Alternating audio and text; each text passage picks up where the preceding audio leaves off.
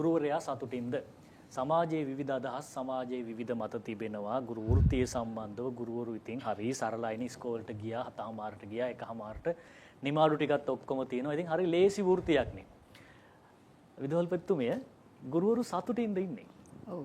පුතා සතුට කියන එක අපි කික්නට වෙනස් වෙනවා. මොකද අපි දරන ආකල්පය අපි සතුට වෙන්නේ කොයි ක්‍රමෙන්ද කියන එකත් එක්ක වෙනස් වෙනවා. ඒක ගුරුවරයාටත් අදාළයි. මං හිතන්නේ කොයි කවුරුත් තමන් කරන දේ කැමැත්තෙන් කරනවා නම් තමන් කැමති දේ තමන්ට ගැළපෙන දේ කරනවා නම් සතුටින් ඉන්නවා. ඒ කියන්නේ ගුරුවරයා කියන්නේ ගුරුවරයෙක් විදිහට උපාධියක් අරගෙන එන කෙනා සමහරට දැන් අධ්‍යාපනයේ හදාරන්නෙම ගුරුවරයෙක් වෙන්න නෙමෙයි. සමහරට එයාට සිද්ධ වෙනවා ගුරුවරයෙක් විදිහට වෙන්න. ඒ වගේම සබ්ජෙක්ට් එකක් තියෙනවා ඒක. දැන් තමන්ට කැමති සබ්ජෙක්ට් එක නොලැබුණොත් තමන් කැමති ශාස්ත්‍රීය නෙමෙයි උගන්වන්න වෙන්නේ. අන්න ඒ වගේ කාරණා ගොඩක් එක තමයි මේ සතුට කියන එක තියෙන්නේ. ඉතින් ඕනම මිනිස්සෙක් තමන් කරන වෘත්තිය සතුටින් කරනවා. එයාගේ දක්ෂතාවය, එයාගේ හැකියාව තියෙන කොතනද? එතනයි. තමන්ගේ කැමැත්ත තියෙන කොතනද? ওই දෙක මැච් වෙච්ච තැන වුණොත් සතුටින් ඉන්නවා. දැන් මම සතුටින් මගේ වෘත්තිය කරන්නේ මං හිතනවා මගේ මේ දෙක ගැලපුණා කියලා. ඒ ගැලපීම තමයි අපි ගොඩක් වෙලාවට කොයි වෘත්තියත් ඇති කරන්න ඕනේ ගුරුවරුන්ට වගේම. අපි මෙහෙම හිතුවොත් එහෙම දැන් ඔබතුමිය සතුටින් ඉන්නවා ඔබතුමිය කැමති වෘත්තිය ලැබීමෙන් හින්දා දැන් පාසල් ශිෂ්‍ය අත්දැකීම් වැඩි. අවුරුදු 15කට වැඩි මම හිතන්නේ සේවා කාලේ කොච්චරද? සේවා කාලෙම දැන් සේවා කාලේ නම් 20කටත් වැඩි. අවුරුදු 20කට වැඩි නම් මේ කාලේ ගුරුවරු ගොඩක් හම්බෙලා තිනවා. ඒ ගුරුවරු මූණ එල්ලගෙන නෙමෙයි දින්නේ පාසල ඇතුලේ. එහෙම නෑ. ඒ මම එකයි කිව්වේ විවිධයි. විවිධ ගුරුවරු අපිට හම්බෙනවනේ. වැඩි ප්‍රමාණයක් සතුටින් ඉන්නේ. සතුටින් ඉන්නේ ඒගොල්ලන් කැමති නිසානේ වෘත්තිය රැඳෙන්නේ. ඒ නිසා. හැබැයි අර දැන් තියෙන සමහර ගැටලු තියෙනවා. කියන්නේ ගුරුවරයා පාසල තුලින් තමයි බොහෝ දේවල් කරන්නේ. දැන් අපි උගන්වනවා විතරක් නෙමෙයි. ඉගෙනුම් ක්‍රියාවලිය විතර අමතරව ගුරුවරයා අපිට දැන් ගොඩාක් කාර්යයන් පැවරලා. ඒක ලිස්ට් එකක් ගත්තොත් මම හිතන්නේ ඉගැන්වීම පැත්තක තියෙන ලිස්ට් එකක් තියෙනවා. බෙහෙත් ටික දෙන්නේ පාසලෙන්. ඒතකොට ડોක්ටර් වැඩේ කරන්න වෙනවා, නර්ස් වැඩේ කරන්න වෙනවා. ඊළඟට හැමදේම පාසල තුලින් තමයි දරුවගේ ගෙන්නේ. පෝෂණය බලන්න ඕනේ. පාසල තියෙනවා. පෝෂණය බලන්න ඕනේ. එතකොට ළමයාගේ ආරක්ෂාව ගැන වග කියන්න ඕනේ. වගේ ගුඩ ශේෂ්ත්‍ර තියෙනවා ගුරුවරයා යටතේ. ගුරුවරයා කියන්නේ ඇත්තටම මවක්නේ. අපි කියන්නේ ගුරු මව්වරු කියලානේ. ඒතර මේ හැමදේම තියෙනවා තමයි. හැබැයි ඒවත් එක්ක අර වැඩ වැඩි වීම කියන්නේ පේපර් වල වැඩ. කඩදාසි වල වැඩ ගුරුවරයාට වැඩි වෙලා තියෙනවා. ඒ නිසා සමහරට අර තමන්ගේ වෘත්තිය කරගන්න හැබැයි යා උගන්වන්න ඕනේ. මොකද වෙන ඒවල වගේ ඕටී කරන්න කිරීමක් නැහැ. දැන් තියෙන ප්‍රශ්නේ ළමයි රඳවා ගන්න බෑනේ ගුරුවරු හිටිය. හවස වෙනකොට. ඒතර ඒ ප්‍රශ්නත් එක්ක අර යා සිලබස් එකක් අස්සෙත් ලොකු උරුත්තු නොදෙන දරුවන්ටත් උරුත්තු නොදෙන සිලබස් එකක් අස්සේ ඉර වෙලා. ඒ නිසා සමහර විට අර මම අර කිව්වා වගේ නොගැලපීම් මතුවීම තමයි සතුටට බාධා පැමිණලා තියෙන විශේෂී. ඒ වගේම වැටුප පැත්තේ තියෙනවා. වැටුපත් දැන් වෙන රටවල් වල ගත්තොත් ගුරුවරයාගේ වැටුප ගොඩක් ඉහළයි. ඒ වගේම ගුරුවරයා සුදුසුකම් මත යන්න පුළුවන්කම තියෙනවා. දැන් අපේ ශාස්ත්‍රයේ ඒකට තියෙන ඉඩකඩ බොහොම නෑ සුදුසුකම් මතනේ පාසලට එවන්නේ. සුදුසුකම් මත බඳවා ගැනීම කරාට ඒ බඳවා ගැනීමේදී එයාගේ දැන් අපි තරඟ විභාගයකින් ගන්නෙ.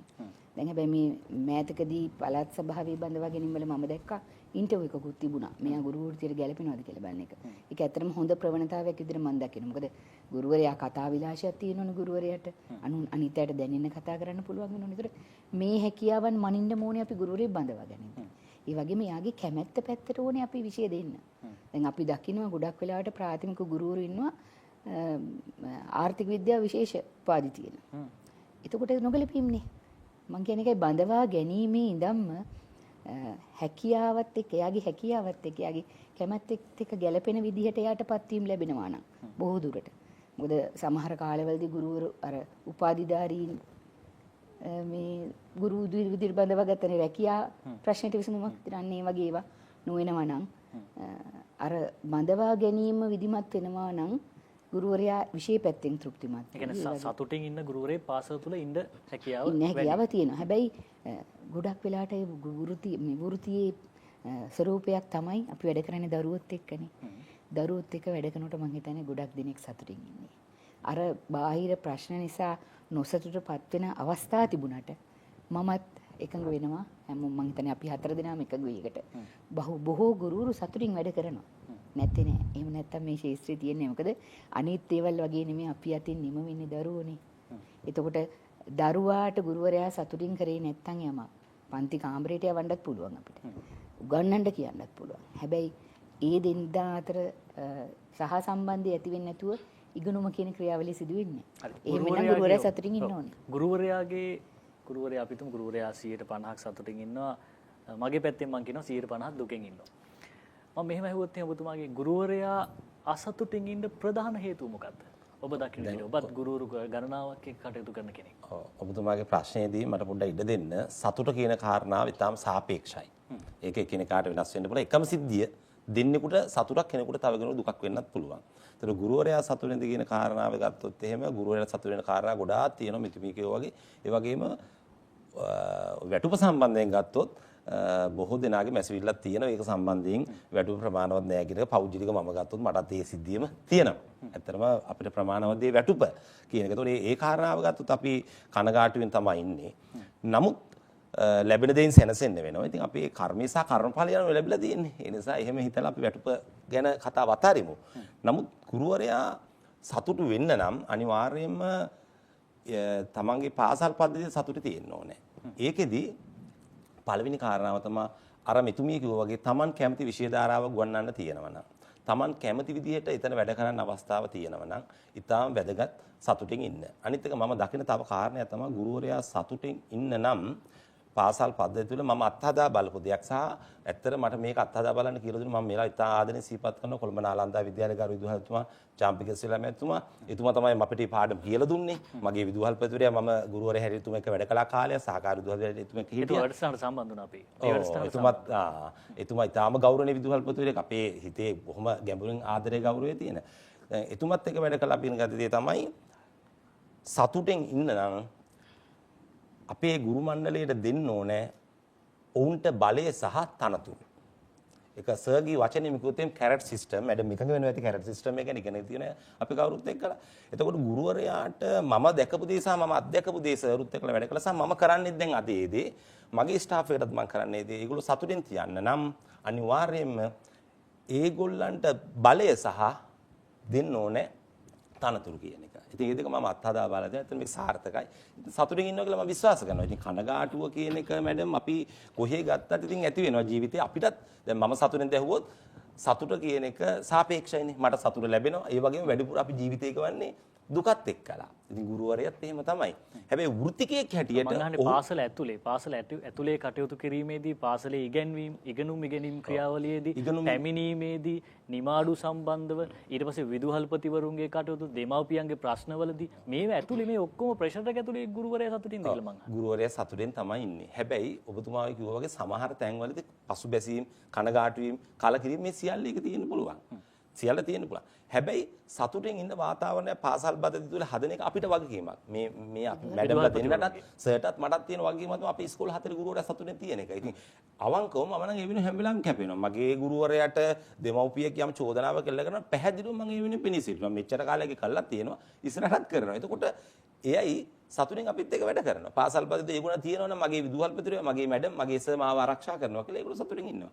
ඇත්තටම ඒගොල්ලන්ට වරදක් නැත්තම් ඒ වෙනුවෙන් අපිට පෙනී සිටීමේ ගැටලුවකුත් නැහැ. එතකොට ඒගොල්ලෝ සතුටෙන් ඉන්න නම් අර මම කිව්වා වගේ ඉගෙනුම ගැනීම ක්‍රියාවලිය ගත්තොත් ඒගොල්ලෝ සතුටින් කොහොමද කරන්නේ? අසතුටු නම් ඒක අපිට තියෙන බලයක් මැඩම් විෂය මාරු කරලා දෙන්න.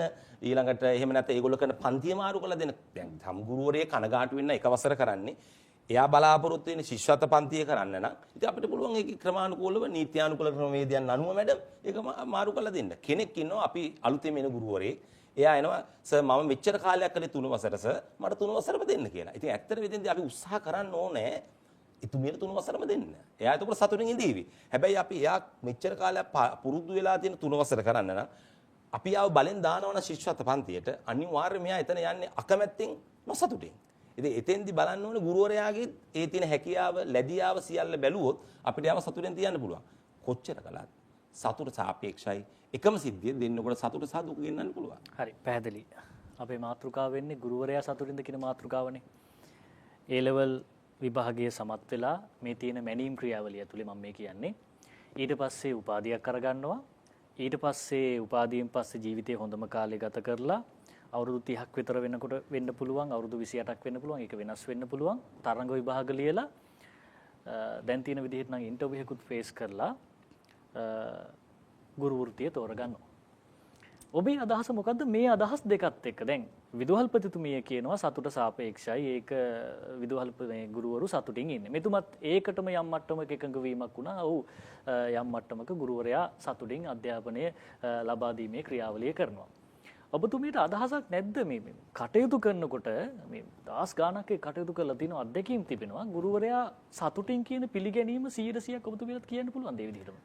මෙහෙමයි මමත් ඒ විදුහල්පතිනියත් තුමත් සමග එකඟ වෙනවා. ඒකට හේතුව මගෙත් වෘත්තීය ජීවිතේ දැන් දශක 3ක් ඉක්මවා ගිහින් තියෙනවා. එතකොට මම විදුහල්පතිනියක් වීමට ප්‍රථම වසර 10ක් ජීව විද්‍යාව සහ විද්‍යාව ගුරුතුමියක් හැටියට කටයුතු කළා. වසර 10ක්. ඊට පස්සේ තමයි තරඟ විභාගයේ පාස් වෙලා මේ අධ්‍යාපන පරිපාලන සේවයට එන්නේ. ඒ නිසා ගුරු භූමිකාව පිළිබඳ හොඳට පැහැදිලි අත්දැකීම් වගේම ඒකේ කිමිදිලා ඒ සතුට විඳපු කෙනෙක්. ඒ කියන්නේ ගුරුවරයාගේ සතුට නැති කරන ප්‍රධාන සාධකයේ විදිහට ඔබතුමී දකින්නේ මොකද්ද? සතුට නැති කරන. ඔව් නැති කරන. නැති කරන එක සාධකයක් කියන්න බෑ. ඒකට හේතු ගොඩක් තියෙනවා. දැන් මෙතුමා සහ මෙතුමිය කියපු දෙයට තවත් දෙයක් එකතු කරනවා නම් ගුරුවරයාට පාසල තුල ලැබෙන දේ උදාහරණයක් හැටියට දැන් ගුරුවරයා ප්‍රථම පත්වීම අරගෙන සමහර වෙලාවට ඉතාම කෙටි පුහුණුවකින් තමයි පාසලට එන්නේ. ගොඩක් වෙලාවට උපාධිධාරීන් ප්‍රී සර්විස් කියලා ඉතාම කෙටි පුහුණුවකින්. ඊළඟට එනවා විද්‍යාපීඨවලනෝ දීර්ඝකාලීන පුහුණුවක් ලබපු ගුරුවරු. එතකොට මේ දෙදෙනාගේම වෘත්තික භාවය පිළිබඳ පොඩි ප්‍රශ්නයක් තියෙනවා. ඔය වෘත්තික භාවය ප්‍රොෆෙෂනලිසම් කියන එක තමයි ගුරුවරයාගේ සතුට රඳා පවතින ප්‍රධාන සාධකය හැටියට මම දකින්නේ. එතකොට මේ වෘත්තික භාවය තුල ගුරුවරයාට පන්ති කාමරයට ගියාම ඉතුරු සියලු ප්‍රශ්න අමතක වෙනවා. ඒ තමයි හොඳ ගුරුවරයා කියන එක.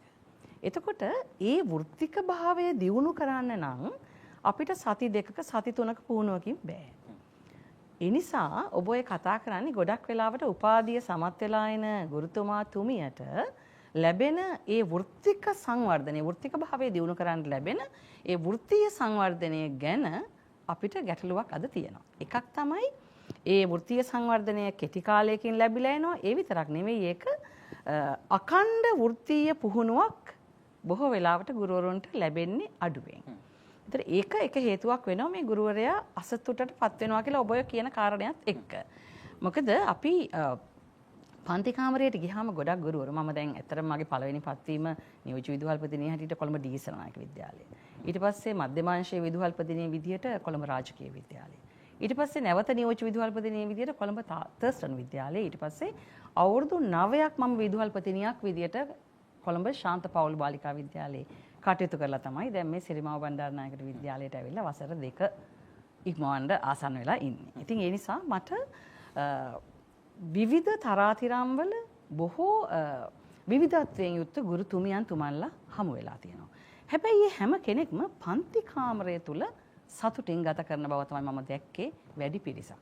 සමහර කෙනෙක් ඔබ හිතනවා නම් අසතුටෙන් ගත කරනවා කියන එක ඒකට පැහැදිලි හේතු අපි දකිනවා.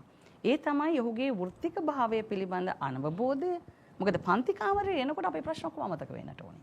මේ මෙතුමන්ලා මේ මෙතුමිය සහ මෙතුමා කිව්වා වගේම හැමෝටම ප්‍රශ්න තියෙනවා. නමුත් පන්ති කාමරය කියන්නේ දරුවන්ගේ ලෝකය. ඉතින් මම මේ ඔබ මේ මාතෘකාව ගැන කතා කරනවා කිව්වහම මම රැන්ඩම්ලි ගුරුවරු කීප දෙනෙකුටත් හොඳට වැඩ කරන කතා කරා මේ එන්නේ ඉස්සෙල්ලා. ඇත්තට මොන සතුටින් ඉන්නේ කියලා. ඉතින් ඒ ගුරුතුමිය කිව්වා මැඩම් අපි සතුටින් වැඩ කරන්නේ.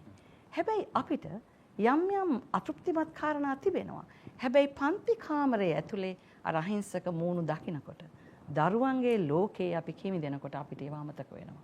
නැවත පන්ති කාමරයෙන් එළියට ආවම සමහර වෙලාවට අසතුටක් දැනෙන දේවල් තියෙනවා සමාජගත කාරණාවලදී. ඉතින් ඒ නිසා මේක හරි අපි ගැඹුරින් අධ්‍යයනය කරන්න ඕන ප්‍රශ්නයක් කොහොමද ගුරුතුමා ගුරුතුමිය සතුටින් තියන්න ඕනේ කියලා. ඒ එක්කම දැන් ගුරුවරයාට පාසල තුල තියෙන පරිසරය. ඒ කියන්නේ විදුහල්පතිවරයෙක් කියන්නේ ඈත අහසේ පායන ඉරක් හඳක් වෙන්න බෑ. ගුරුවරයාට ගොඩාක් ළඟින් ඉන්නට ඕනේ. ඒක තමයි වැදගත්ම තවත් සාධකයක් ගුරුවරයා සතුටින් තියන්න. මොකද ඒගොල්ලන්ට පහසුවෙන්ම ළඟා වෙන්න පුළුවන් වෙන්නට ඕනේ. ඔවුන්ගේ අවශ්‍ය කාරණා පිළිබඳව ඍජුව විදුහල්පතිතුමා තුමියව දැනුවත් කරන්න ඉඩ ප්‍රස්තාව සැලසෙන්නට ඕනේ. ඒක කුඩා පාසලක්ද විශාල පාසලක්ද කියන එක අදාළ නැහැ. විදුහල්පති භූමිකාව කියන එක අවබෝධ කරගත් විදුහල්පතිවරුන්ට හරිම ලේසි ගුරුවරුන් සතුටින් තියන්න. මොකද බාහිර කාරණා ගොඩක් තියෙනවා. ඔබ කිව්වා වගේ වැටුප සහ ඊළඟට තව එකක් මම දකිනවා මේ ගුරුවරුන්ට ලැබෙන අවස්ථා සහ ගුරු මාරුවීම.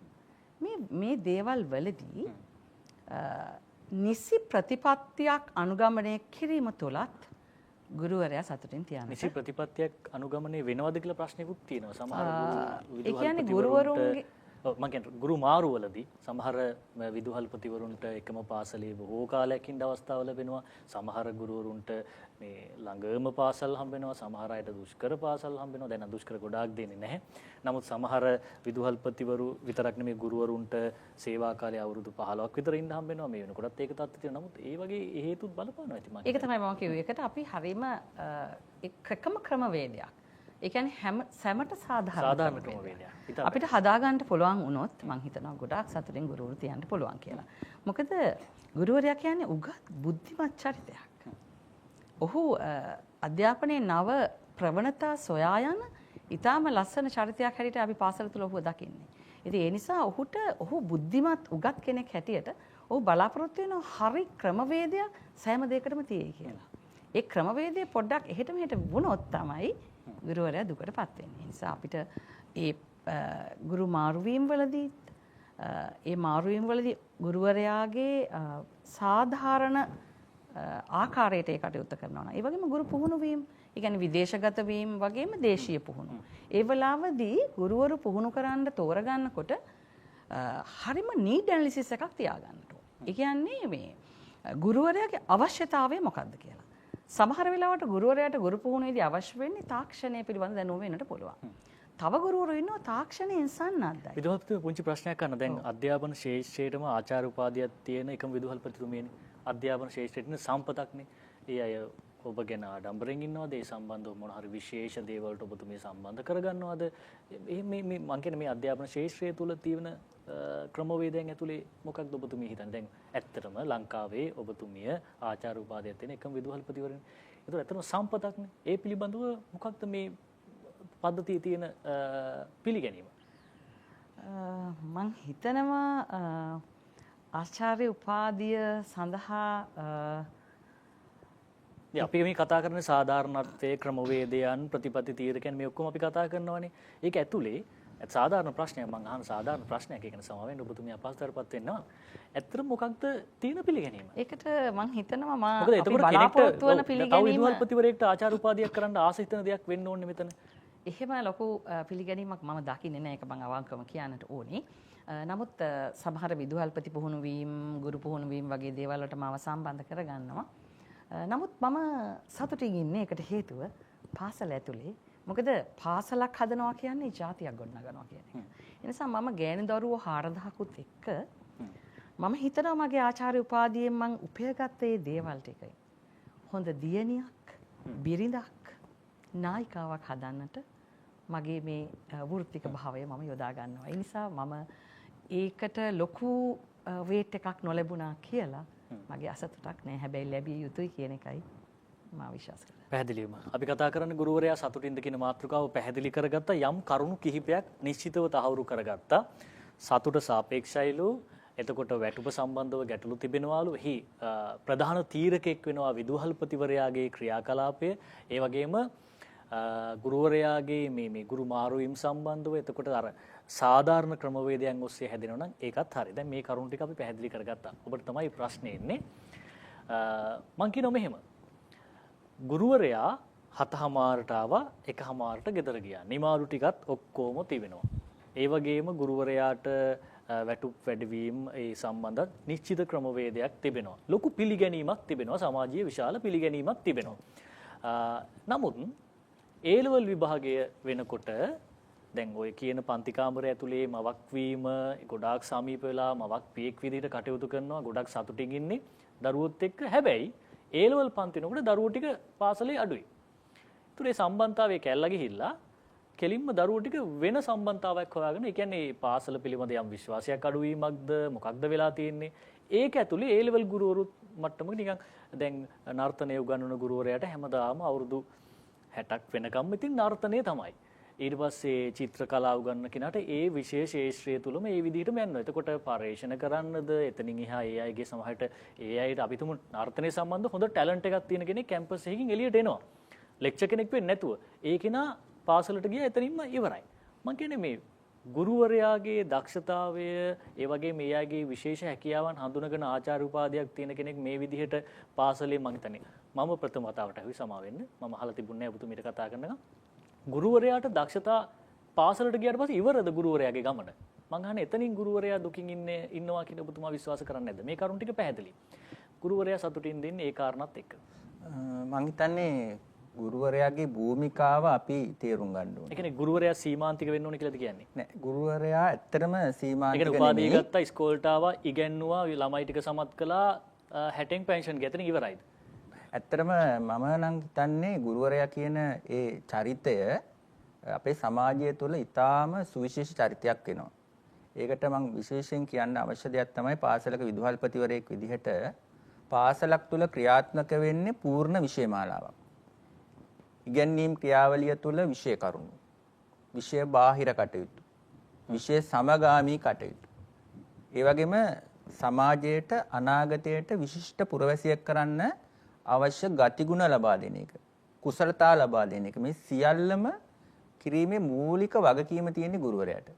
ගුරුවරයා සහ දරුවා අතර සිදුවන මේ ඉගෙනීම් ක්‍රියාවලිය වෙනුවෙන් තමයි මම හිතන්නේ අපේ මේ සියලුම අධ්‍යාපන පද්ධතියේ විදුහල්පතිවරු, අධ්‍යක්ෂවරු, මේ අධ්‍යාපන අමාත්‍යාංශ සියලුම නිලධාරීන් සිටින්නේ.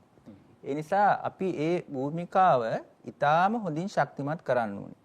ඔබතුමා මතු කරපු ප්‍රශ්න ගැන කිව්වොත් මම හිතන්නේ ගුරුවරයා තමන්ගේ භූමිකාව බොහොම පුළුල් භූමිකාවක් විදිහට හඳුනා ගන්න. ගුරුවරයා ඒකාකාරී කියලා මම කියන්නේ. ඔබතුමා ඒ පැහැදිලි කිරීම කරාට මම මෙන්න මේ වගේ අදහසක් දෙන්න කැමතියි.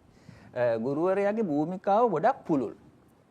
පාසලක් තුල මම හිතන්නේ ඒකට අවශ්‍ය ඉඩ පහසුව, පහසුකම, දක්ෂතාවයේ ගුරුවරයාගේ හඳුනගෙන වැඩ කරන්න අවශ්‍ය පසුබිම හදලා දෙන්න ඕනේ විදුහල්පතිවරයා කියන එකයි මගේ විශ්වාසය. ඒකට නායකත්වය දෙන්න ඕනේ. ඒකාකාරී නොකර. ඒකාකාරී නොකර. ඇත්තටම අපි දකිනවා පාසල් පද්ධතිය තුළ දැන් මම තෝලංගම ඩඩිසේනායක මධ්‍ය විද්‍යාලයේ අවුරුදු 7ක විදුහල්පති ධූරය දරනවා. ඒ වගේම අවුරුදු 14ක් විදුහල්පතිවරු විදියට විදුහල්පතිවරයෙකුට මම හිතන්නේ පුළුවන් වෙන්න ඕනේ පාසල තුළ ගුරුවරු 200ක් හිටියත් එක් ගුරුවරයාගේ දක්ෂතා, ප්‍රියමනාප, කැමැත්ත, ඒ වගේම ලැබියාවන් හඳුනා ගන්න. ඒක තුලින් මම හිතන්නේ පාසල තුළ ගුරුවරයාට බොහොම සතුටින් වැඩ කරන්න පුළුවන් පරිසරයක් හදලා දෙන්න ඕනේ. ඒ වැනි ගමනක් තුළ මම හිතන්නේ ඉගෙනීම් ක්‍රියාවලිය බොහොම සාර්ථක වෙයි. ඒ වගේම ආචාර්ය මණ්ඩලය ගුරුවරු බොහොම තෘප්තිමත්ව වැඩ කරයි. ඔබ හිතන්නේ ගුරුවරයා සතුටින්ද ලංකාවේ? ලංකාවේ පාසල් ඉන්න ගුරුවරු සතුටින්ද ඉන්නේ? මම හිතනවා සතුටින් ඉන්නවා ගුරු භූමිකාව හඳුනා ගැනීම තුළ. මම කියන්නේ තමන්ගේ ගුරු භූමිකාව ඉතාම හොඳින් හඳුනාගත්තොත් සතුටින් වැඩ කරන්න පුළුවන්. ඇත්තටම පාසල් තුල වැඩ කරනකොට අපේ මේ මැඩම්ලා සර්ලා කිව්ව දේ ආකාරයටම අපි දකින දෙයක් තමයි අපි දරුවොත් එක්ක තමයි ගොඩක් ගනුදෙනු කරන්නේ. ඒ වගේම පාසලක් තුල සිද්ධ වෙන්නේ මානව සම්පත් කළමනාකරණයක්. ඒ ගනුදෙනුවක්. ඉතින් ඒ ගනුදෙනුව හරියට බොහොම සියුම්ව හඳුනා ගන්න ඕනේ. ඒ වගේම මම හිතනවා අපි පද්ධති විදිහට දැක්කොත් සමාජයේ තියෙන බොහොම සංවේදීම පද්ධතිය තමයි අධ්‍යාපන පද්ධතිය සහ පාසල. ඒ සියුම් අධ්‍යක්ීම්, ඒ සියුම් භාව අපි හඳුනාගෙන කටයුතු කරොත් බොහොම සතුටින් වැඩ කරන්න පුළුවන් ගුරුවරයෙකුට. ඉතින් ඒක අපි දකිනවා, අත්දකිනවා. මම අදටත් අත්දකිනවා මගේ පාසල, මේ දැන් වැඩ කරන පාසල තුල, කලින් වැඩ කරපු මහා විජේබා මධ්‍ය විද්‍යාලය තුල මම එවැනි පරිසරයක් නිර්මාණය කරන්න උත්සාහ කරා.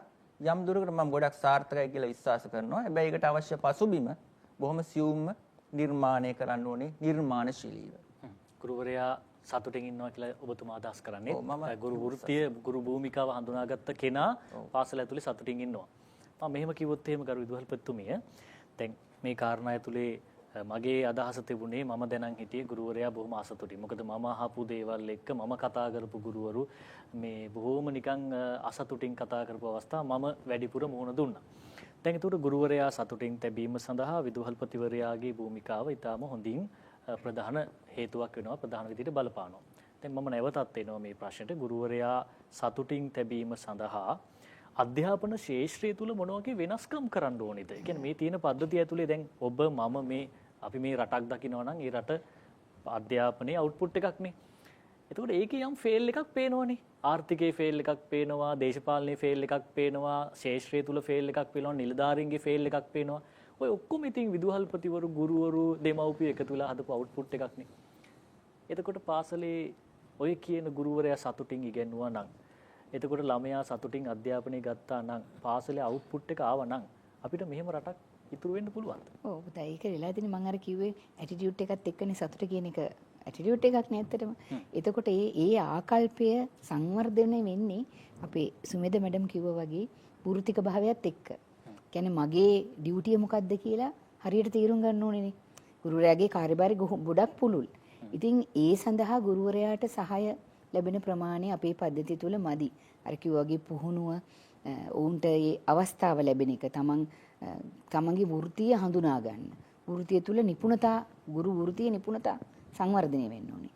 මේ සඳහා අර කිව්වා වගේ ලැබෙන පුහුණුව ලැබෙන අවස්ථා ගොඩක් අඩුයි. හරි ගුරුවරයා සතුටින් ඉන්නවා. හැබැයි ඒ සතුට තුළින් අධ්‍යාපනය ලබා දෙනකොට ඒකේ ප්‍රතිඵලය ටිකක් අපිට දුර්වල විදිහට පේනවා වෙන්න පුළුවන්. ඔබතුමීට අදහසක් තියෙනවා. ප්‍රතිඵලය. දැන් මේ අපි භුක්ති විඳින දේ රටක් විදිහට අපි මේ භුක්ති විඳින දේ ඒකේ අවුට්පුට් එකක් නේ අපි මේ ඉන්නේ. අධ්‍යාපනයේ සමාජයේ තියෙන අවුට්පුට් එකක ඉන්නේ අපි. ඒක ගුරුවරයාගේ සතුට විතරක් මත රඳා පවතින්නේ නැහැ. සමාජ කියන්නේ පාසලෙන් ලැබෙන අවුට්පුට් එක අද අපිට මේ වගේ දේශයක් උරුම කරලා තියෙනවා කියලා ඔබ කියන්නේ. ඔව් පැහැදිලිව. එතකොට ඒ පාසල ඇතුලෙන් බිහිවෙච්ච දරුවා විශ්වවිද්‍යාලයටත් ගිහිල්ලා ආචාර්ය උපාධි මහාචාර්ය ඔක්කොමත් අරගත්තු උගත්තුත් මේ කාර්යභාරයේ ඉන්න ඔබ කියන විදිහට. ඔව් පැහැදිලි. එතකොට මේ සියලුම දෙනා පාසලේ ඉඳලා මෙතනට එනකන් ආපු ගමනට පාසල සමාජය නිවස කියන තුනම වග කියන්න ඕනේ. පාසලට ලොකු වගකීමක් පැවරෙනවා. හැබැයි සමාජය සහ දෙමාපියන් පසුගිය දශක 3ක කාලයක් ආපස්සට හැරලා බැලුවොත් මේ බිහිවෙච්ච වැඩිහිටියෝ මේ අද මේ අපි කතා කරන මේ ව්‍යසනයට හේතු වෙන්නේ එකක් තමයි අධ්‍යාපන ක්‍රියාවලිය තුල හැම කෙනෙක්ම බලාපොරොත්තු වෙන ප්‍රතිඵලය. ඒ නම ඒවා කීයක්ද? අයිලන්ඩ් රෑන්කර්ස්ලා කීයක් බිහි කරනවද? ඒ තුනේ ඒවා කීයක්ද? විශ්වවිද්‍යාලයට කීයක් යනවද කියන එක. ඊළඟට achievements. එතකොට මේවා තුල පාසල ඇතුලේ දරුවාගේ ethical development කියන එක. ඒ කියන්නේ සාර ධර්ම සංවර්ධනය කියන එක. මිනිසෙක් හැටියට පාසලෙන් සමාජගත වෙනකොට විශ්වවිද්‍යාලයෙන් සමාජගත වෙනකොට හැදුනේ උගත් දක්ෂතා තියෙන චරිතයක්. හැබැයි තව කෙනෙකුගේ දුක දැනෙන පන්සිල් පද 5ට අනුව ජීවත් වෙන්න ඕනේ කියලා හිතන එහෙම මානවයෙක් බිහි වුණාද කියන ප්‍රශ්නයයි දැන් ඔය උතන තියෙන්නේ. මොකද අපි උදේ ඉස්කෝලේ හැමදාම පන්සිල් පද 5 කියනවා. දැන් මගේ පාසලේ උදේට pāli භාෂාවෙන් පන්සිල් පද 5ම කියලා පන්සිල් ගන්නවා. හවසට ඒක සිංහලෙන් කියනවා. ඉතින් මගේ චෝටි දූලගෙන් මම අහනවා ඔය පද 5 උදේට pāli භාෂාවෙන් කියලා තේරුන්නේ නැතත් හවසට සිංහලට පරිවර්තනය කරලා කියනකොට මගේ දූලගේ ඇඟට දැනෙන්නට ඕනේ. මම පණ ඇති සතුන්ට හිංසා කරන්නේ නැහැ, මරන්නේ නැහැ. දෙවෙනි ශික්ෂාපදය අනිත් අයගේ දේවල් සොරකම් කරන්නේ නැහැ, කොපි කිරීම ඇතුළු. තුන්වෙනි ශික්ෂාපදය චර්යාව. අද සමාජ සංස්ථාව බිඳ වැටිලා තියෙන්නේ වැරදි චර්යා. සහ ඔය පද පහෙන් කුමන හෝ එකක් දෙකක් කැඩීම මත. එතකොට හතරවෙනි ශික්ෂාපදයේ බොරු කියන එක, ඊළඟට පස්වෙනි එක මත්පැන් සහ මත්ද්‍රව්‍ය පානය කරන එක.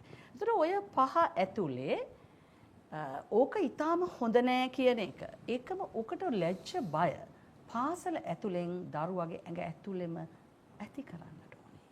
ඔන්න ඔය කතාව පාසල ඇතුලෙන් ඇති වෙලා නැති හින්දා නේද මේක වෙන්නේ. ඒතර පාසලට විතරක් කරන්න පුළුවන්ද කියන ක්වෙස්චන් එක මම ඔබෙන් අහනවා. පාසලට විතරක් පාසල ඇතුළත් වෙලා නැහැ. මම ඒක පිළිගන්නවා. ඒ නිසානේ එහෙම වුනේ. ඔව්. එතකොට පාසල විතරක් නෙවෙයි. එතකොට දෙමාපියන් සමාජය ඊළඟට මේ අධ්‍යාපනය පිළිබඳ සියලුම මම මෙහෙම ඇහුවොත් එහෙම පාසල තුලින් හොඳ මීට වඩා ශක්තිමත් ක්‍රමවේදයක් හදලා තිබුණා නම් හැදුවොත් අපිට ඔය කියන වෙනස් වීම දෙමව්පියන්ගෙන් ටිකක් අඩුවෙන් අරගෙන ප්‍රතිපත්ති තීරකයෝ මොන විකාරේ නැටුවත් අපිට හදන්න බැරි වේද? මම කියන්නේ මේ සිස්ටම් එක වෙනස් කරන්න නැතුව මේක හදන්න බෑ කියන එක මම කියන්නේ. ඊට කලින් අර ප්‍රශ්නක ඇහුවා සතුට ගුරුවරයාට ඇති කරන්න පුළුවන් වෙනස්කම් මොනවද කියලා. ඒකත් එක්කලා ওই ප්‍රශ්න උත්තරය අපි ගන්නපුවාම. ඇත්තටම වෙනස් කරන්න නම් පළවෙනි එක ගුරුවරයා සතුටින් ඉන්න නම් දෙමව්පියෝ සතුටින් ඉන්න ඕනේ, විදුහල්පතිලා සතුටින් ඉන්න ඕනේ, දරුවෝ සතුටින් ඉන්න ඕනේ, පාසල් ප්‍රජාව සතුටින් ඉන්න. කොටින්ම කියනවනේ කෙටියම කිව්වොත් පාසලත් එක්ක සම්බන්ධන හැම පාර්ශවයක්ම සතුටින් හිටියොත් ගුරුවරයා සතුටින් ඉන්න පුළුවන්. එතකොට ඒක ඇති කරන්න නම් එකක් ඔය දැනට යෝජනා කරලා තියෙන අධ්‍යාපන ක්‍රමයේ වෙනස්කම. තා වැදගත් වෙයි. ඒක අපි 100ට ලක්ෂයක්. ඔබතුමා කියන්නේ ප්‍රතිසංස්කරණයක් කර ඉස්සෙල්ලා වගේ එකක් ගේන්න කියලා. අනිවාර්යයෙන් 100ට ලක්ෂයක් එක විය යුතුමයි. ඇගීම් ක්‍රමය. දැන් අපි මේ විභාග කේන්ද්‍ර කරගත්ත ඇගීම් ක්‍රමය වහම වෙනස් විය යුතුයි. ඒකත් ගුරුවරයාගේ සතුටට බලපානවා. ගොඩක් බලපානවා. ඒක බලපාන. ඊළඟට තමයි මේ පාසල් පද්ධතිය ඇත්තටම පාසල පවත්වාගෙන යන්න තියෙන සම්පත් ප්‍රමාණයත් ගුරුවරයාට මැඩම් බලපානවා මේ සතුටින් ඉන්න. දැන් උදාහරණ ලෙස පාසලට සම්පත් නැත්තම් ඒ සම්පත් ටික උපයා ගන්න ඕනේ කොහෙන් හරි. ඒ උපයා ගැනීම නිසා අපි කාටද මේ කරදරේ කරන්නේ? දෙමව්පිය පාසල් ප්‍රජාව තුළ මේක උපයා ගන්න ඕනේ. එතකොට ගුරුවරයා ඒකෙන් පීඩාවටපත් වෙනවා ඇත්තටම. පාසලට අවශ්‍ය සම්පත් ටික පාසලේ නැත්තම් ඒ උපයා ගත යුතුයි. උපයා ගන්න කොයි ආකාරයෙන්ද? උපයා ගැනීම අපි පොදුවේ ගත්තොත් අපි හැමෝම විදුහල්පතිතුරු ඒක පාසල් ප්‍රජාව තුලින් කරන්නේ. ඒක දෙමව්පිය වෙන්න පුළුවන්, සූපතන්න වෙන්න පුළුවන්. එතකොට ඒ පීඩාව පාන්ති කාමරේ ඉන්න ගුරුවරයා හරහා ඕනේ කරන්න. මොකද විදුහල්පති යන්නේ නේ අරමුදල් රැස් කරන්න. එතකොට එහෙම යන අවස්ථාවක් නැතුව නෙමෙයි. නමුත් ගොඩාක් වෙලාවට අර පීඩාවත් ගුරුවරයාට එහෙනම් ඒවත් වෙනස් විය යුතුයි. පාසල් පද තුල සම්පත් වැඩි කිරීමත් ගුරුවරයා සතුටටපත් කරන්න පුළුවන්. විෂය නිර්දේශ වෙනස් කිරීමත් සතුට වැඩි කරන්න පුළුවන්. පාසල් සමස්ත ප්‍රජාව සතුටටපත් වෙයි කාරණා මොනවද? ඒ සියල්ල වෙනස් කිරීම ගුරුවරයා සතුටටපත් කරන්න පුළුවන් කාරණා. ඒවත් එක ගියොත් අපිට ඉස්සරහට යන්න පුළුවන් වෙයි. ඇගයීම් ක්‍රියාවලිය ඇතුලේ ගුරුවරයාට වැඩ ගොඩක් තියෙනවා. විදුහල්පතිවරුන් විදිහට මේ ඔබතුමාලත් ප්‍රෙෂර් කරනවා ගුරුවරයාට මෙන්න මේ ටික හරියට කියන්න ඕනේ. ඊට පස්සේ කලාපයට වැඩ පෙන්වන්න ඕනේ. එතකොට තමයි විදුහල්පතිවරයාත් කලාපේ මෙහෙම ඉස්සිලා පේන්නේ. මොකද හිතන්නේ කියලා. ඇත්තටම මේ ප්‍රතිඵල පිටිපස්සේ හඹා යෑමම තමයි අපි දකින්නේ නම් මේ ගොඩක් ව්‍යසන වලට ඉතින් විදුහල්පතිවරු ප්‍රෙෂර් කරනවානේ ගුරුවරුන්ට මේ බිඳුවේ සීමාව තියාගන්න බෑ. දරුවෝ පාස් කරන්න S සීමාවෙන් හරි දෙන්න 100ක් පෙන්නන්න ඕනේ. පාසල කොතනද තියෙන්නේ කියන තීරණය කරන සාධකීත්ව වෙලානේ ප්‍රතිඵල. පාසලත් කොතනද තියෙන්නේ විදුහල්පති සාර්ථකද කියලා බලන්න.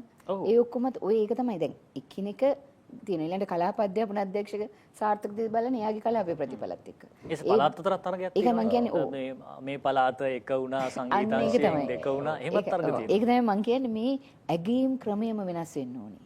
ඊළඟට අර මම කැමති මෙන්න මේකත් පොඩ්ඩක් එකතු කරන්න ගුරුවරු සතුට ගැන කතා කරනකොට ඇත්තටම ගුරුවරයා මේ වැටුප කියන සාධකය අතෘප්තියෙන් වළක්වන සාධකයක් තමයි මම දකින විදියට.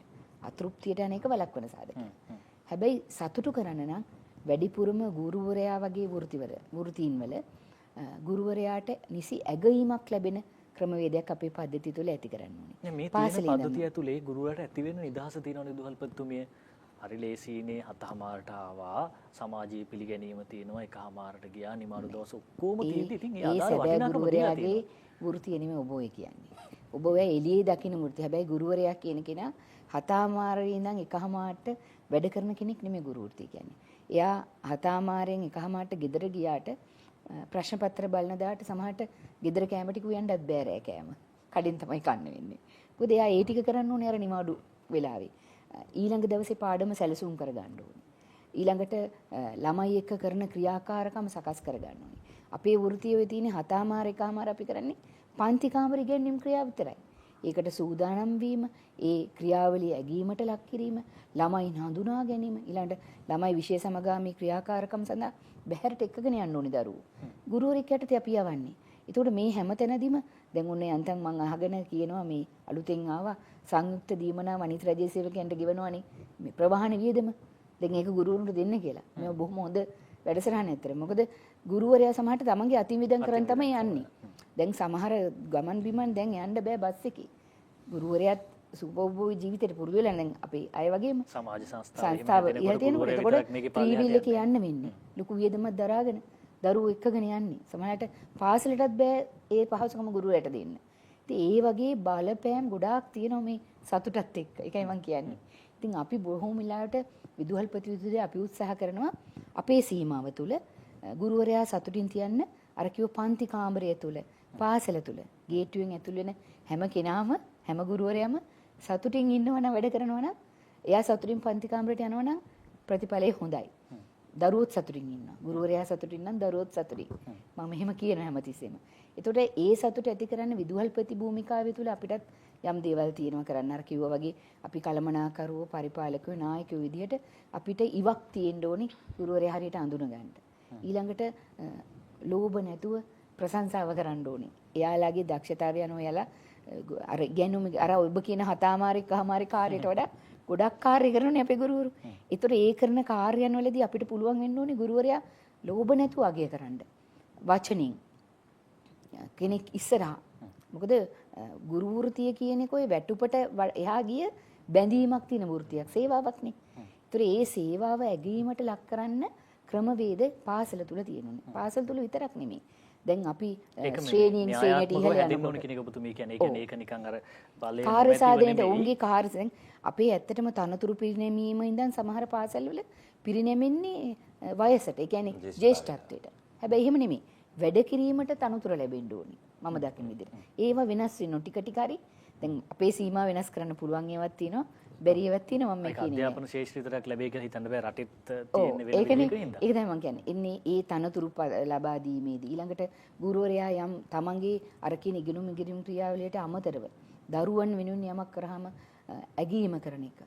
ඒ වගේම ඔවුන්ගේ අඩුපාඩු හදන්න ඔවුන්ටත් ඕනේ මේ දරුවන්ට වගේම උපදේශන සේවා වෘත්තීය නිපුණත්වය ලබන්න උපදේශනීය මේවා පද්ධතිය තුල නිර්මාණය වෙන්න ඕනේ කියලා මම හිතන්නේ.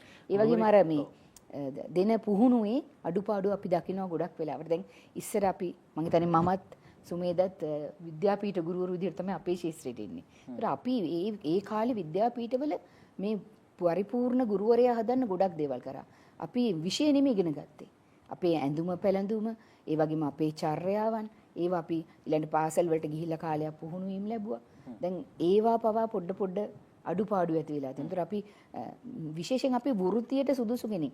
සමහරට අකමැත්තෙන් ආපු කෙනා පවා අර අවුරුදු 3 යනකොට කැමැත්ත වෘත්තියට ඇති වෙලා තමයි ශාස්ත්‍රයට එන්නේ. දැන් හැබැයි දැන් බොහොම බඳවා ගැනීම කරා පහුගිය කාලේ මර කිව්ව විදියට උපාධිධාරී ගුරුවරු පොඩි සීමා කාලෙකින් බඳවගත්තා. දැන් පාසලට අලුතෙන් එන නවපත් වීම එක්ක එන ගුරුවරු හරීම සතුටින් ඉන්න බව අපිට මේ සමාජ මාධ්‍ය බලනකොට ගොඩක් පේනවා. සමහර විට ළමා දිනේට ගුරු දිනේට දරුවොත් එක්කම මේ hina වෙලා කෑ ගහන සමාජයේ ලොකු ඇප්‍රීසියේට් එකක් තියෙනවා. නියමයි මේක තමයි අලුත් රැල්ල විදිහට මේ කියන්නේ මේක වෙනස් වෙලා තියෙනවා. ගුරුවරයා කියන එක නිකන් අමුතු පෞරුෂයක් විදිහට හදන්න ඕනේ. නිදහස සමහර අය කියනවා ගුරුවරයාට ඇතුලේ නිදහසක් නැහැ. මේ සාම්ප්‍රදායික ගුරුවරුත් එක්ක මේ පැරණි ගුරුවරුත් එක්ක පැරණි විදුහල්පතිවරුත් එක්ක මේ ගුරුවරයා හිර කරන්න හදනවා. මේ ඇඳුම ප්‍රශ්නිකුත් ආවා මම හිතන්නේ මීට මාස කිහිපයකට කලින්. ගුරුවරයාට මේ දීලා තියෙන වටිනාකම සහ නිදහස ප්‍රමාණවත්ද? මං කියන්නේ ගුරුවරයා ළමයිත් එක්ක හොඳට අර ඩාන්ස් කරලා ඉන්න කෙනෙක් වෙන්න ඕනේ කියලා කියන්නේ. නිදහස දීම සඳහා විදුහල්පතිරු ඒ සඳහාත් ඔබතුමාත් නිදහස දෙනවද පාසලේ ගුරුන්ට මේ දරුවොත් එක්ක හොඳට මේ නටන්න? ඒ වගේ දේවල් මම මේ සමාජ මාධ්‍ය තුල දකින වැඩි ඒවයි. මගේ පළවෙනි අවස්ථාව අදහස් දැක්වියත් මම කිව්වා ඔබතුමාව ප්‍රශ්න උත්තරය එතරම් තිබුණා කියලා මම හිතනවා ගුරුවරයාට යම් නිදහසක් දෙන්න ඕනේ. මම කිව්වේ ඒක නිදහස. ඒක දරුවොත් එක්ක ළමා දිනේට මේ ඩාන්ස් කරලා ඊට පස්සේ නිදහසේ ඒ වගේ ඒවා ගත්තාම ඒවා ගුරුවරයාගේ හැඟීම් එළියට එන ඒවා. ඒගොල්ලෝ ස්පෝර්ට් මීට් එක කරනකොට මැඩම් අනිවාර්යයෙන්ම ස්පෝර්ට් මීට් එකේ දරුවොත් එක්ක නටනවා. අපේ ගුරුවරයා. සමහරවිට ප්‍රින්සිපල් නටනවා වෙන්න පුළුවන්. අපි නැතුණාට. ඉතින් ඒ නිසා මේ ඒ ගුරුවරයා ඒව කාලානුරූපව වෙනස් අවස්ථානුකූලව ඒ තියෙන ඉවෙන්ට් එක අනුව දැන් ඇත්තටම දැන් තව ඔබතුමා කියපු කාරණා මම හිතේ උත්තරයක් දෙන්න ඕන කමක් තියෙනවා. එකහමාර හතමාර ගුරුවරයා කියන එක සමාජයේ ප්‍රතික්ෂේප කළ යුතු කාරණයක් ඒක. මොකද දැන් එකහමාර හතමාර ගුරු ඒක මගේ අදහස නෙවෙයි. ඒක සමාජයේ කියන අදහස මම එහෙම තියෙන්නත් දන්නේ කාලයක් මට අපිට අතීතයක් ගැන කල්ප ගන්න බෑ. හැබැයි ගුරුවරයා හතමාරට එකහමාරට වඩා ලොකු කාර්යභාර ස්පෝර්ට් මීට් එක ගත්තොත් රෑ 7 8 9 10 ඒගොල්ලෝ කාලේ අවසන් වෙන්නේ. ඊළඟට මොනවා හරි වෙන ඉවෙන්ට් මොන උත්සවයක් ගත්තත් මැඩම් කවදා දෙකමාරට ගුරුවරට ගෙදර ගියේ? කවදාවත් යන්නේ නැහැ. මං හිතන්නේ මේ කිසිම ඉස්කෝලේ එහෙනම් මේ සිරිමාව එක මෙච්චර දියුණු වෙන්න බෑ. මේ ඉස්කෝලේ ඉච්චර දියුණු වෙන්න බෑ. එහෙම ගුරුවර එකමාරට ගෙදර ගියා නම් අපිත් එක්කලා ගුරුවරයාගේ ඔය නටනවා ළමයිත් එක්ක විනෝද වෙනවා කියන එක අපි පාසල යන කාලෙත් එහෙම තිබුණා. වෙනස තමයි සමාජ මාධ්‍යයට ඒව දුන්නේ නැහැ. තිබුණේ නැහැ. ඒ කියන්නේ හේතුව ඒ කියන්නේ වැරදි විදිහට නැටුම නෙමෙයි. ඉතින් ගුරුවරයා දරුවත් එක්ක ප්‍රීතිමත් වෙන අවස්ථා තිබුණා. ඒකට ළමයි හරි සතුටුයි. කැමතියි. සතුටු වුණා. ඕ. දෙමව්පියොත් නටනවා සමහර. දැන් මගේ ස්පෝර්ට් මීට් එක මම දිනනකොට දෙමව්පියොත් ඇහිලා නටුවා. ඉතින් මමත් ඒ ටික වීඩියෝ කරගත්ත බලන්න පස්සේ මේ ඇත්තට මට සතුටන් විදුහල්පතියට මැඩම් මට සතුටන් මගේ ගුරුවරයාත් නටනවා ළමයන් නටනවා දෙමව්පියොත් ඒ ඇස්සේ තම තමන්ගේ සතුට ප්‍රකාශ කරනවා. ඒක සතුටක්. හැබැයි ඒකේ සීමා තියාගෙන අවබෝධ කරගෙන තමයි ඒක කළේ. එතනින් සීමාව එහා යන්නට නොයන්නට වගේ බලන්න. ඒක ඉතින් අපේ වගකීම. විදුහල්පතියට මැඩම් අපිට තියෙන වගකීම. මගේ ප්‍රශ්නේ කියන්නේ දැන් මේ තියෙන වටිනාකම් සහ නිදහස ප්‍රමාණවත්ද ගුරුවරයෙක් සතුටින් ඉන්න කියලා මං අහන්නේ. නිදහස කියන එක අනිවාර්යෙන් සීමා සහිත වෙන්න එපාය. අසීමාන්තික නිදහස අනිවාර්යෙන් වෙන විශාල ගැටලුවක් ඇති කරනවා. සීමා විය යුතුමයි.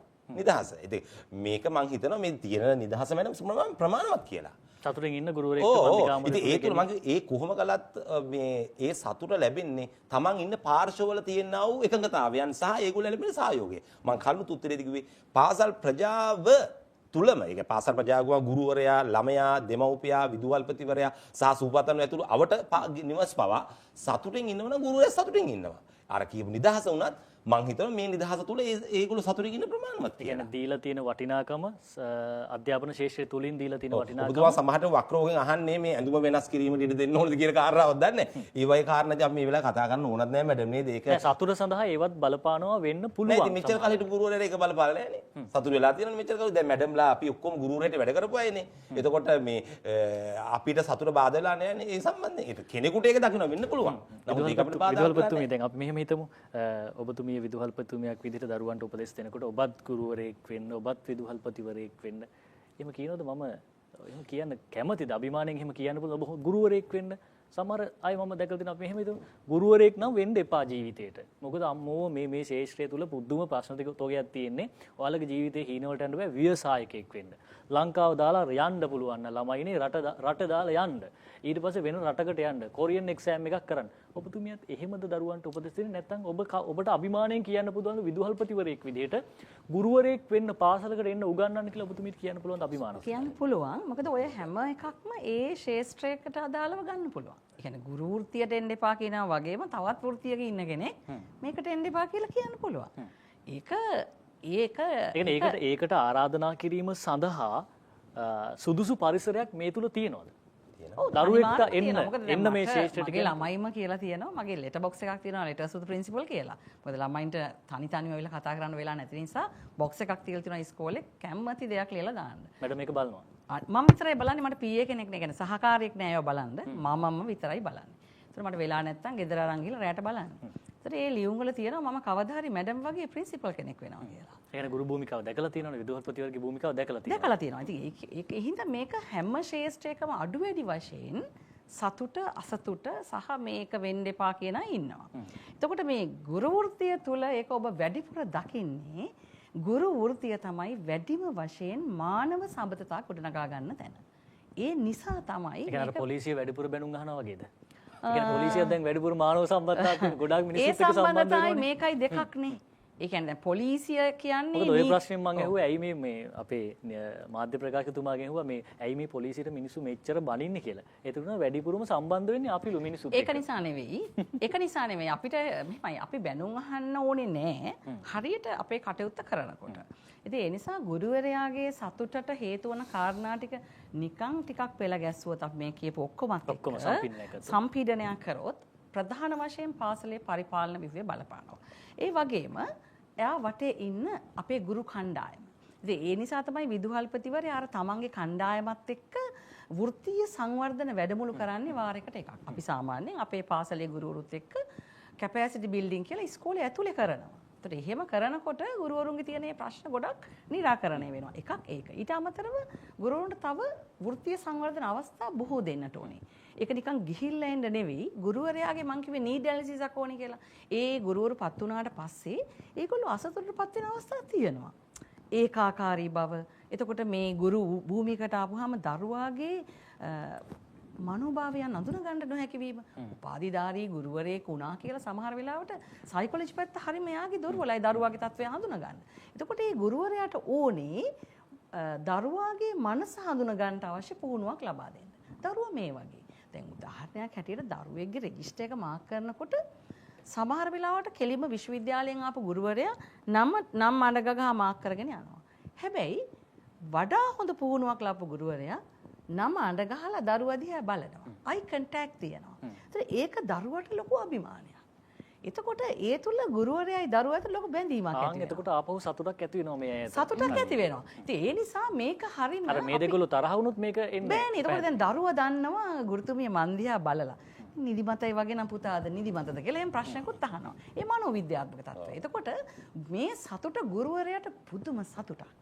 මොකද මම විද්‍යාපීඨයෙන් අවුට් වෙලා ඒ වගේම මම විශ්වවිද්‍යාලයක උපාධියක් ගත්ත උපාධිධාරණයක් හැටියට මම ජීව විද්‍යාව ඉගෙනුවා. ඒත් මම ජීව විද්‍යාව උගන්වනකොට එක අවස්ථාවක මම පඩිපෙළ නැගගෙන උඩ තට්ටුවට යනකොට මම මගේ ප්‍රථම දරු ප්‍රසූතියට ආසන්න වෙලා හිටියේ. එක පුතෙක් කිරි පැකට් එකක් තියන් ඉන්නවා මට දෙන්න. උඩ යනකොට නැගලා. ඒ කියන්නේ මම හති දාන හින්දා. මට එදා දැනුණු සතුට මං පුතා ඉන්ටර්වල් එකෙන් පස්සේ පීරියඩ් එකේ මැඩම් කිරි පැකට් එක බීලම පටන් ගන්න පාඩම. ඔබට තව මේක මතක් කරලා සතුටු වෙන්න පුළුවන්. මට තවත් ඒක තමයි සතුට කියන්නේ. ඉතින් ඒ නිසා මගේ කුසේ ඉන දරු පැටියත් මං හිතන්නේ ප්‍රීති ප්‍රමෝදයට පත් වෙන්න ඒ ඇති. දීපු දරුවත් කොච්චර සතුටු වෙන්නද? දීපු දරුවා. මම කියන්නේ ඒක තමයි. ඒ කියන්නේ ගුරුකම ඇතුලේ මේ පුදුම සතුටක් අපි විඳිනවා. විදුහල්පතිනියක් හැටියට අපි මේ ගුරු විදුහල්පති කියලා වෙන් වෙන්න බෑ. මම කියන්නේ එකට ඉන්නට ඕනේ. මොකද ගුරුවරයා විදුහල්පතිවරයා කියන කෙනා එකට හිටියොත් තමයි දරුවෝ සතුට කරන්නත් පුළුවන් විදුහල්පති මේ ගුරුතුමිය සතුට කරන්නත් පුළුවන්. ඒක අර වෙනම ලෙවල් එකක තියෙන්න ඕනේ නැද්ද? දැන් අපි උදාහරණයක සමහර පාසල්වලම දුරකථන ඇමතුම් ගන්නවා. සමහරවිට මං හිතන්නේ 10 දෙනෙක්ටවත් කතා කරන්න ඕනේ අදාළ විදුහල්පතිතුමිය කන්ටැක්ට් කර ගැනීම සඳහා විදුහල්පතිතුමා කන්ටැක්ට් කරගෙන මේ මං කල්පනා කළේ මේ ඉස්කෝලේ සමහරවිට දේවාල වගේ කියලා. මොකද ඒ විදුහල්පතිතුමා කන්ටැක්ට් කර ගැනීම සඳහා 10කටවත් කතා කරන්න ඕනේ. මට පුංචි අවසර දෙන්න පොඩි ප්‍රශ්නයක් තියෙනවා ඔබතුමත් එක්ක මට කතා කරගන්න. දැන් මෙතුමිය හොඳ තැනකට ගෙනාවා මේ මාතෘකාව. ඒ කියන්නේ ඒක තමන්ගේ මේ දරුවොත් එක්ක කටයුතු කිරීම මත කටයුතු කරන්නා වූ ක්‍රමවේදයේ මත සතුටක් එනවනේ. මම ගුරුවරු දෙන්නෙක් පෙන්වන්නා සමාජයේ එක්කෙනෙක් රජයේ පාසලේ ඔබේ ගුරුවරයා අනිත් කෙනා සමහරට සුදුසුකම් තියෙන උපාධියක් කරගෙන එළෙලා උපකාරක පන්ති කරන ගුරුවරයා. කොහොමද සතුට ගත්තොත් එහෙම කොච්චර සතුටින් ඉන්නවද කියන්නේ උපකාරක පන්ති ගුරුවරයා උදේ ඉඳන් හවාස් වෙනකම් වැඩ කරනවා. ඒ අය ප්‍රසිද්ධයි. ඒ අය විශේෂ තුළ හොඳ පරිශන කරනවා. අත්දැකීම් තියෙනවා. හරියටම නිශ්චිතව මෙන්න මේකයි ඉලක්ක ප්‍රශ්නය කියලා මේක හදනවා. එතකොට තවත් ඒවායින් ප්‍රසිද්ධ වෙනවා. ඊට පස්සේ සමහර විට පාසලේ ඉන්න ගුරුවරයා පාසලෙන් පස්සේ උපකාරක පන්ති ශේෂ්ත්‍රය සඳහා යොමු වීම තිබෙනවා. ගුරුවරයා සතුටින් නම් ආයි මොකටද උපකාරක පන්තියක් කරන්නේ? උපකාරක පන්ති යඳහා යොමු වෙන්න අවශ්‍යතාවයක් නැහැ නේ කියලා කෙනෙක්ට හිතෙන්න පුළුවන් මේක මගේ අදහස නෙවෙයි. ඔබ මොකද හිතන්නේ අපි මොක උපකාරක පන්ති ගැනත් කතා කරපු හින්දා අපි එතෙන්ට එනවා මේ මාතෘකාව. ඔබතුමා මොකද හිතන්නේ කියන්නේ? ඔබතුමීට අදහසක් තියෙනවා. ඔව්. හොඳයි මම හිතන්නේ මේ ඊටාම වැදගත් ප්‍රශ්නයක් ඔබතුමා යොමු කරේ. අපි පාසල් පද්ධතිය ගත්තොත් ප්‍රධාන වශයෙන් අපේ ගුරු මණ්ඩලය ඉගෙනීම් ක්‍රියාවලිය පාසල් තුළ ඊටාම හොඳින් සාපේක්ෂව කරනවා. අපි ගත්තොත් ඊටාම හොඳින් කෙරෙන දෙයක්. ඒ ඉගෙනීම් ක්‍රියාවලිය ඊටාම හොඳින් වීම නිසා අපි දකිනවා සමහර පාසල් වල පහ ශ්‍රේණි ශිෂ්‍යත්ව විභාගය ගත්තත් අප සාමාන්‍ය පෙළ ගත්තත් උසස් පෙළ ගත්තත් සමහර දරුවෝ ඉන්නවා උපකාරක පන්ති වලට නොගිහිනුත් විශ්වවිද්‍යාල ප්‍රවේශය ගන්න, ඒ 9 ගන්න, ඒ වගේම ශිෂ්‍යත්ව විභාගයේ සමත් වෙන දරුවෝ ඉන්නවා. හැබැයි අපි සමාජයේ දකිනවා ගුරු භූමිකාව තුළ ගුරුවරයාගේ භූමිකාව අපි හසුරවන්න වෙලා තියෙන්නේ යාගේ සමාජ ආර්ථික සහ වෘත්තීය කියන පසුබිම් තුනමත් එක්ක. උපාධියක් නැති කෙනා සමහර විට අදාළ විශේෂයේ තුර ඉහළටම ගිහිල්ලා ඉලක්ක ප්‍රශ්නත් හදනවා. උපාධියක් තියෙන කෙනා පාසල ඇතුලේ සමහර ලාවට සාමාන්‍ය ඉගෙනීම් ක්‍රියාවලිය තුල ඉන්නවා. ඒ කියන්නේ ඒ වෙනස මම මේ අහන්නේ. ඔව් එතකොට දැන් අපිට මේක සාපේක්ෂව තමයි හිතන්න වෙන්නේ. ඒකට හේතුව තමයි අපි ටියුෂන් ක්ෂේත්‍රයට ගියොත්, උපකාරක පන්ති ක්ෂේත්‍රයට ගියොත් අපි දකින අඩුපාඩුවක් තමයි මේ ඒ උපකාරක පන්ති වලට යන දරුවා බලන්නේ බොහෝ වෙලාවට ඊට කලින් අවුරුද්දේ උපකාරක පන්ති වලට ගිහිල්ලා ළමයි 1000ක් ගියා වෙන්න පුළුවන්. 1000කින් කී දෙනෙක් සමත් වුණාද? කී දෙනෙක් විශ්වවිද්‍යාල ප්‍රවේශයට ගියාද? හැබැයි සමහරවිට පාසලේ උගන්වන ගුරුවරයා එතනදී සමහරවිට දරුවෝ අඩු ප්‍රමාණයකට උපකාරක පන්ති කරනවා වෙන්න පුළුවන්. හැබැයි සමත් ප්‍රතිශතය ගත්තොත් ඵලදායීතාවය ගත්තොත් ඊට වඩා වැඩි වෙන්න පුළුවන්. ඒකට අපි ඒ වගේ දේවලුත් තියෙනවා. ඒ වගේම අපි දකිනවා සමාජීය සහ ආර්ථික පසුබිම තුළ ගුරු වෘත්තිය කියන්නේ අපි දන්නා බොහොම අභිමානවත් වෘත්තියක්. මගේ දැන් මව පියා ගත්තොත් දෙන්නම ගුරුවරුමක්. ඒ නිසා මම මේ පසුබිමත් එක්ක හොඳටම දකින දෙයක්.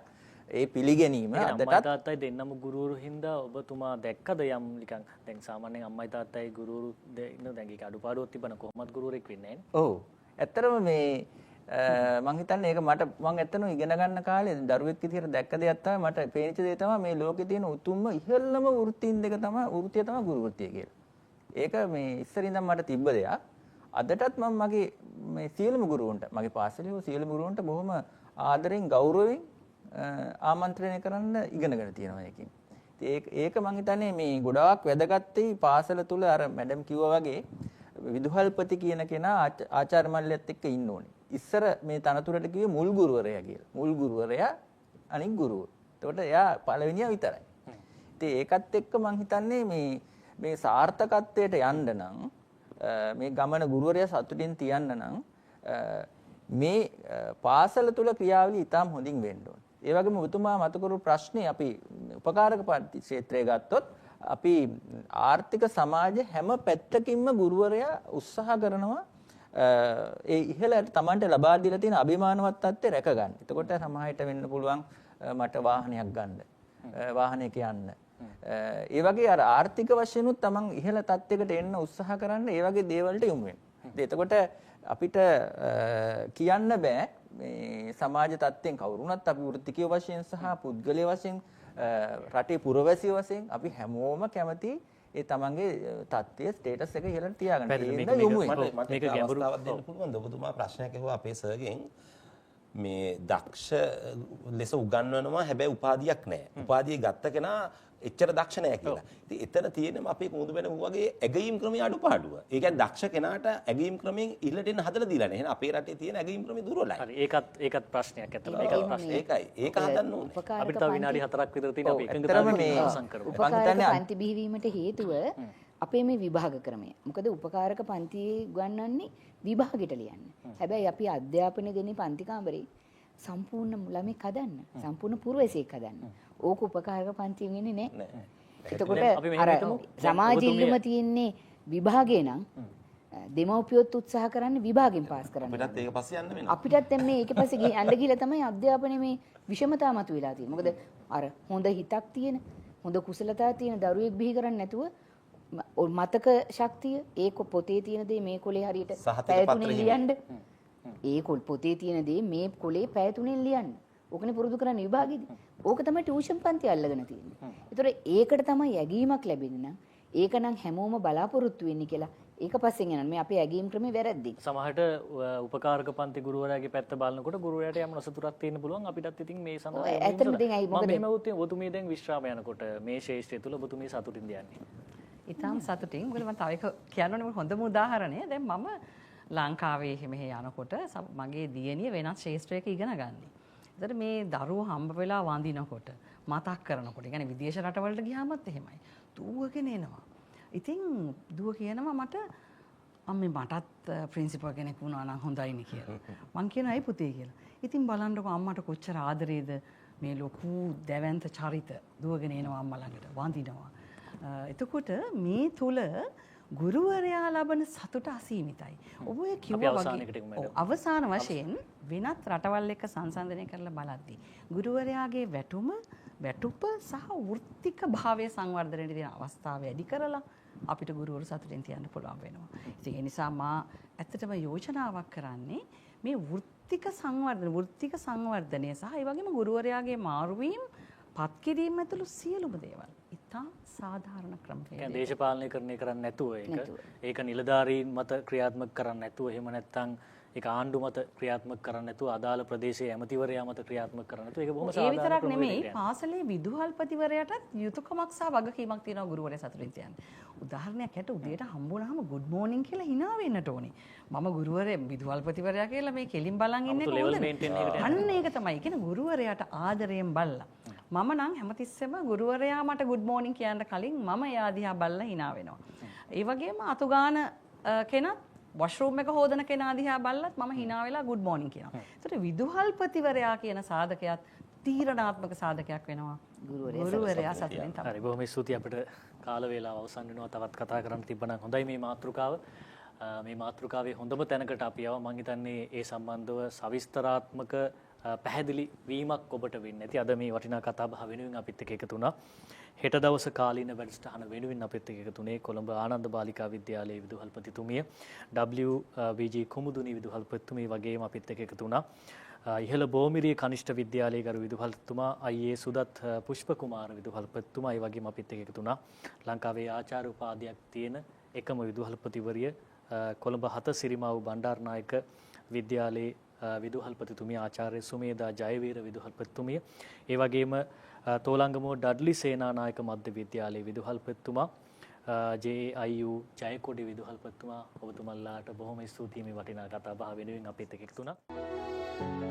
මෙවැනි වටිනා අවදන් සහ දැනුම් සම්භාරයක් රැගත් නවතම වීඩියෝ නැරඹීම සඳහා ඔබත් දැන්ම සොයුරු YouTube චැනලය සබස්ක්‍රයිබ් කරන්න.